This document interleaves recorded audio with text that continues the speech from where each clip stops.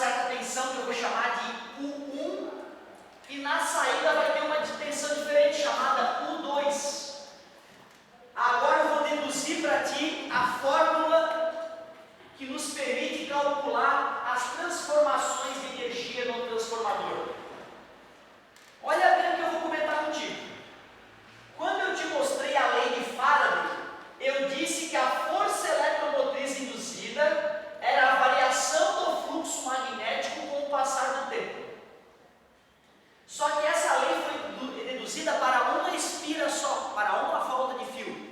Eu te pergunto, tu aceitas que se eu estiver trabalhando com 2 voltas de fio, em vez de uma, tu aceita que a variação do fluxo magnético fica multiplicada por 2? Porque o que é fluxo magnético mesmo? Depende do campo magnético, da área e do cosseno do ângulo. Quando eu tenho 2 espiras, eu tenho o dobro da área, né? Se é uma espira só, eu vou ter uma área só. Se eu tenho 2 espiras uma após a outra, o campo magnético vai atravessar 2 áreas, e não uma.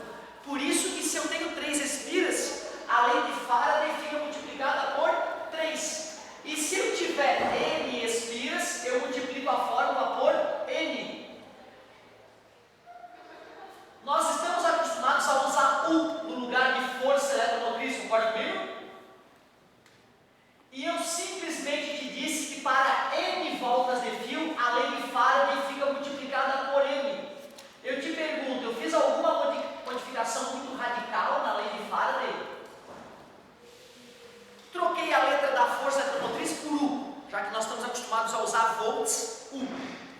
Eu particularmente gosto de V, certo? Mas tem U ali para nos lembrar, né? U.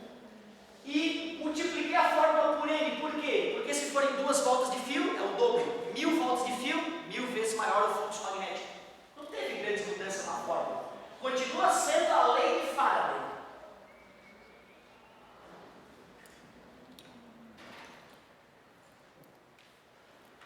O que seria um transformador ideal? Um transformador ideal perfeito é aquele em que todo o fluxo magnético gerado no primário acaba atravessando o secundário. O gerador ideal é aquele em que o fluxo magnético no primário, com o passar do tempo, é igual ao fluxo magnético no secundário com o passar do tempo. Eu te pergunto, será que todo o campo magnético que eu gerei aqui atravessa ali? Na realidade, as linhas de campo magnético, elas não são muito estáveis, elas não são muito bem comportadas. Em volta de um ímã, o campo magnético se espalha ao redor dele. É difícil obrigar que o campo magnético seja obediente e vá para onde eu quero. Por isso que na prática aquilo não acontece.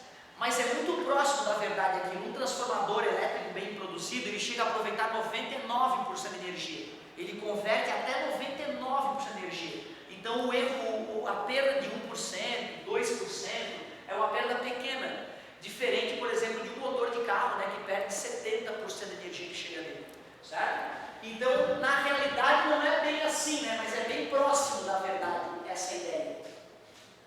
Se eu pegar a lei de Faraday, eu posso pegar esse menos N que está multiplicando e passar dividindo. Ficaria tensão dividido pelo número de espiras é igual à variação do fluxo magnético com o passar do tempo. Se eu estou afirmando que o fluxo magnético com o passar do tempo no primário é igual ao fluxo magnético com o passar do tempo no secundário, eu posso então trocar isso por U sobre N no primário é igual a U sobre N no secundário. Menos com menos dá mais. Está multiplicando, passa dividindo, está dividindo, passa multiplicando. Cara, olha que fórmula tosca. Olha que fórmula bobinha. U1, tensão de entrada. U2, tensão de saída. N1, número de voltas de fio no enrolamento primário. N2, número de voltas de fio no enrolamento secundário. Não dá para acreditar. Se no primário eu tenho 220 volts, se eu quiser no secundário 110 volts, basta, por exemplo, colocar 1000 voltas de fio aqui e 500 voltas de fio ali. Se o número de voltas é a metade, a tensão cai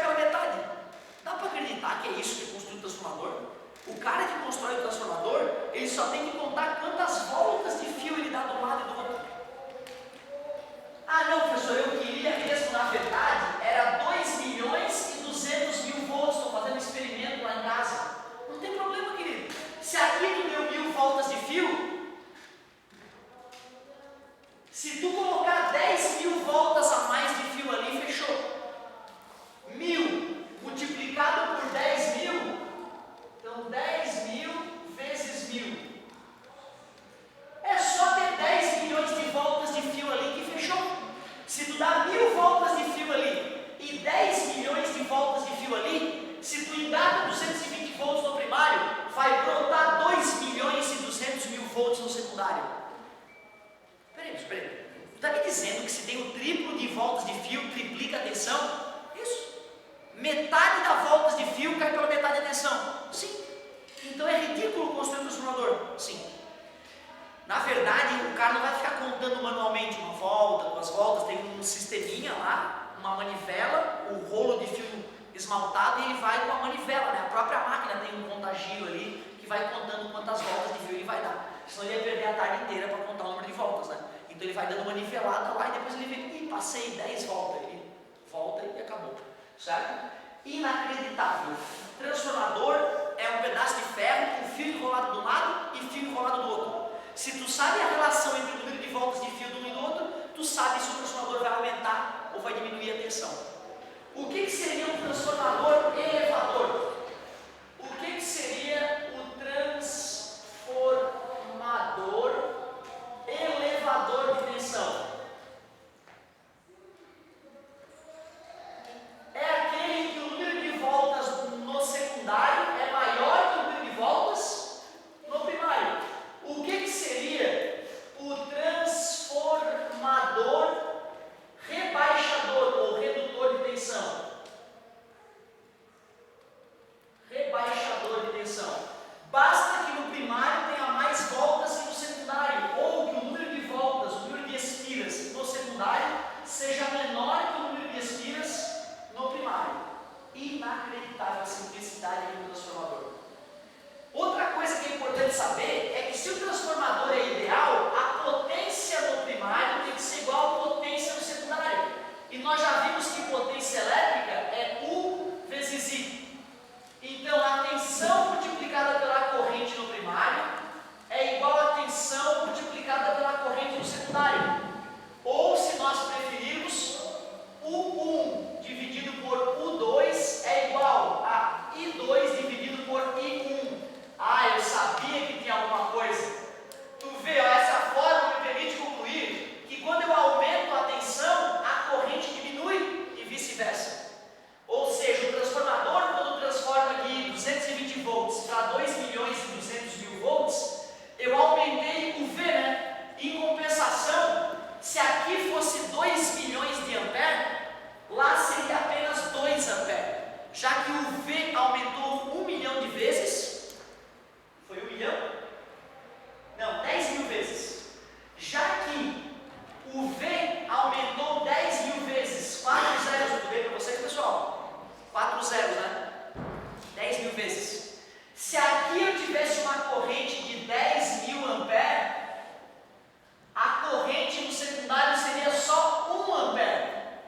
Ah, eu paguei o preço, ó. Aumentei a minha tensão 10.000 vezes, em compensação a corrente elétrica caiu 10.000 vezes. Então, a tensão de um transformador é diretamente proporcional ao número de espiras. Porém, a corrente elétrica é inversamente proporcional à tensão. Se eu fosse unir essas duas fórmulas numa só, né?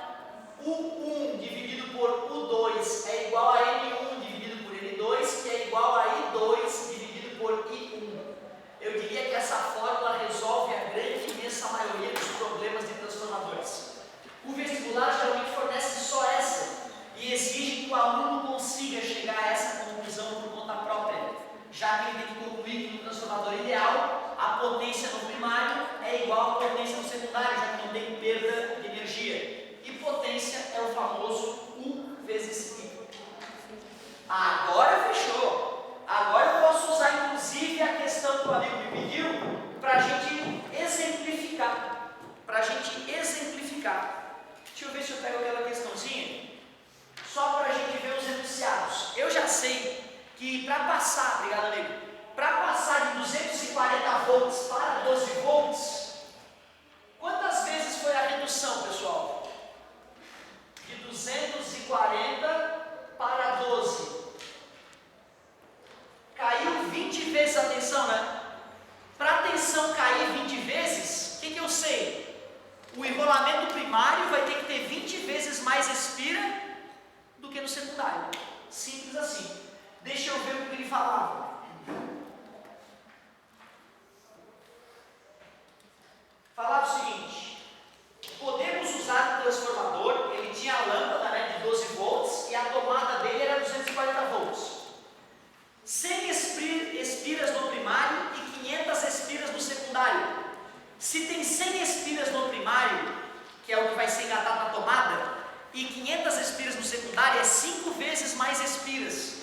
5 vezes mais espiras vai dar 5 vezes mais volts. 240 vezes 5, 1200 volts, vai fritar a lâmpada, né? A razão entre o número de espiras do primário e do secundário é 10. A razão entre números de espira do primário e do secundário tem que ser 20, já que a tensão vai cair 20 vezes. 1000 espiras no primário e 100 no secundário. E aí? Resolve 1000 no primário e 100 no secundário? De 1000 para 100 diminuiu quantas vezes, gente? De 1000 para 100. Diminuiu quanto? Dividiu por quanto? 10, né? Diminuiu 10 vezes. Se é 240 volts, sobra 24 volts. E eu não quero 24, eu quero 12. Bom. 1000 espiras no primário e 50 no secundário. Quanto é que é 1000 dividido por 50? Corta o zerinho, fica 100 dividido para 5. 20, né? Oh, perfeito! Se tiver 1000 espiras no primário e 50 no secundário, como o número de espiras é 20 vezes menor, a tensão cai 20 vezes. Faz sentido, a letra D faz sentido. Então tu vê, pega um núcleo de material ferromagnético, dá 1000 voltas com o fio aqui, puxa as pontas do fiozinho, desencapa e engata na tomada.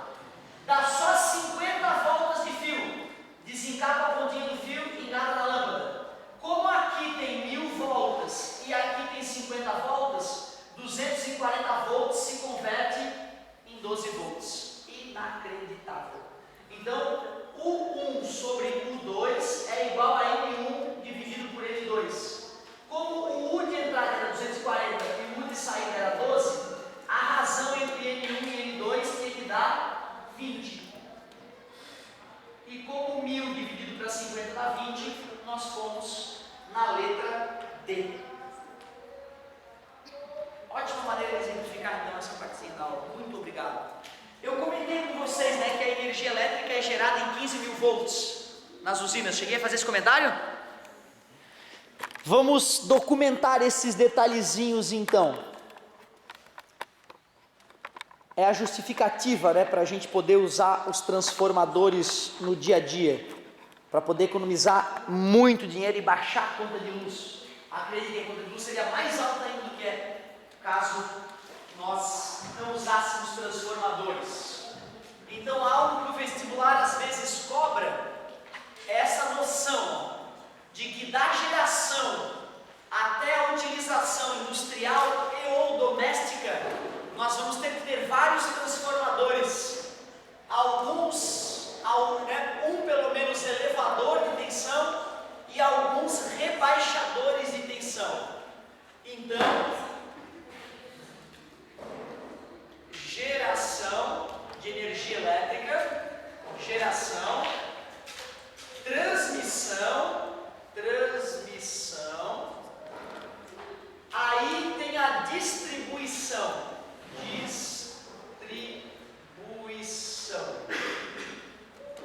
Geração, 15.000 volts.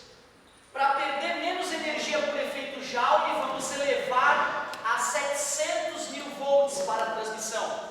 Que transformador que faz esse processo aí? Elevador ou rebaixador de tensão? De 15.000 para 700.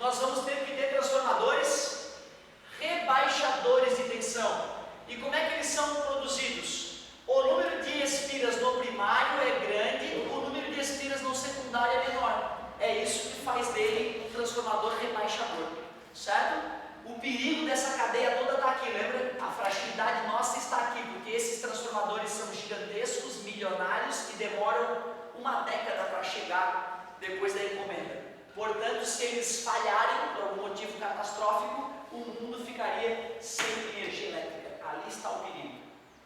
Tu vê, legal, sem esse conhecimento de transformadores, não daria para a gente usar a energia elétrica de maneira eficiente, né? E o vestibular pode cobrar essa noção aí, né, dos transformadores, quando é que a gente usa elevador, quando é que a gente usa redutor. Parte com cálculo pode aparecer, mas é menos comum. Às vezes basta para não ter noção de que o transformador funciona só com corrente ou tensão alternada, saber que no transformador ideal a potência no primário é igual no secundário, saber que é onde tem mais número de voltas de fio é onde a tensão é maior. Às vezes só esse conhecimento é o suficiente para matar a maioria das questões que envolve transformadores. Vamos fazer um exemplozinho, vamos dar uma pimentadinha comparado com o exemplo que nós fizemos. Vamos fazer um exemplozinho um pouquinho mais bonito aí. Ah, e deixa eu ver se eu detecto qual é a questão que eu fiquei de corrigir, que eu ainda não corrigi, acho que eu estou devendo. Alguma questão que eu passei algum dia e não foi corrigida. Vamos ver se a gente acha que questão é essa para fazer também.